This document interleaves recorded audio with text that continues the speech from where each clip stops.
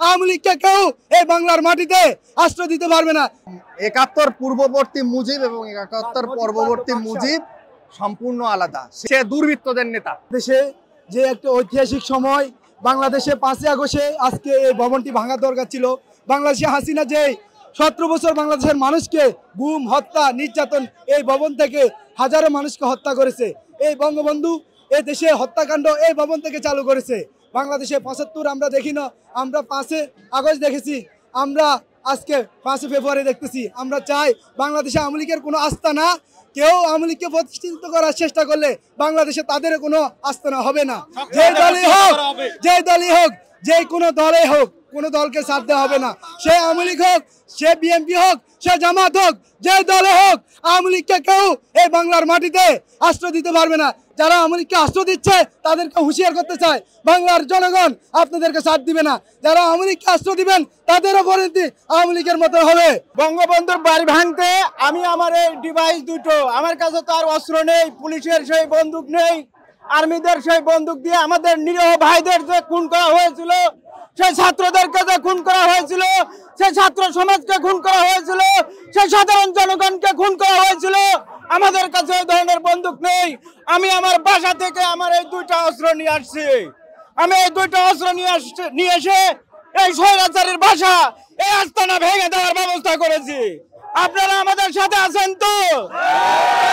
ছাত্র জনতা আছি তো আমরা সবাই? ভবিষ্যতে আরো থাকবে কিনা? স্বৈরাচারের দুর্গ ভেঙে দাও। প্রথম কথা হচ্ছে এই যা দেখতে পাচ্ছেন এটা ছাত্র জনতার স্পিরিট এবং বিজয়ের ফল। তো এই কাজটা আগেই করা উচিত ছিল, ওটা অনেক বিলম্ব হয়ে গেছে। তো বঙ্গবন্ধু বা শেখ মুজিবুর রহমান, তার ভুল হচ্ছে সে ৭১ পূর্ববর্তী মুজিব এবং ৭১ পরবর্তী মুজিব সম্পূর্ণ আলাদা। সে আসার পরে দেশে বাকশাল মানে সে দুর্বৃত্তদের নেতা। আমরা যা বুঝি সে দুর্বৃত্তদের নেতা বলে পিনাকিদা উল্লেখ করে। রক্ষী বাহিনী সহ তার আমলে দুঃশাসনের কারণে আমরা যেটা দুর্ভিক্ষ দেখতে পেয়েছি ৭৪ সালে। মানে মুরব্বীদের কাছে শুনেছি যে যখন শেখ মুজিবুর রহমান মারা গেল, খবর শোনা মাত্র তারা পুকুরে লাফিয়ে পড়েছে, ঝাঁপিয়ে পড়েছে, খুশিতে আনন্দ করেছে, মিষ্টি বিতরণ করেছে। ঠিক যেমনটা আমরা ৫ই আগস্টে দেখতে পেয়েছি গণভবনে, সেম কন্ডিশন এখানে দেখেছি। ইতিহাসের অংশ হওয়ার জন্যই মূলত আজকে এখানে আসা। কোনো ফ্যাসিবাদ যে টিকে থাকতে পারে না, এটা আমরা আজকে তরুণরা প্রমাণ করে দিয়েছে। আর এই কাজটা হওয়া দরকার ছিল বিপ্লব, ৫ই আগস্টের যে বিপ্লব পরবর্তী ২ দিনের ভিতরে বাংলাদেশের সমস্ত ফ্যাসিবাদের আইকনগুলোকে ধ্বংস করে দেওয়া দরকার ছিল, যেটা আমরা আজকে ৬ মাস পরে করছি। এটা যদি তখন করে দিতে হলো, তাহলে এই যে আওয়ামী সাপরা যে গর্ত থেকে বের হইতে চাচ্ছে, ছাত্রলীগ তারা যে গর্ত থেকে ফনা তুলতে চাচ্ছে, এটা কখনোই তারা সাহস পাইতো না। এবং এই আগামী 2 দিনের ভিতরে তাদেরকে নিষিদ্ধ করতে হবে।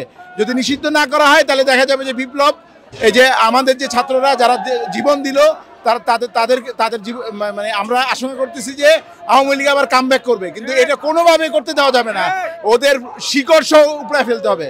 তারা কিভাবে, এবং এটা তারা আরেকটা শিক্ষা যে আবার যেন কোনো ফ্যাসিবাদ আবার নতুন করে জন্ম না নেয়।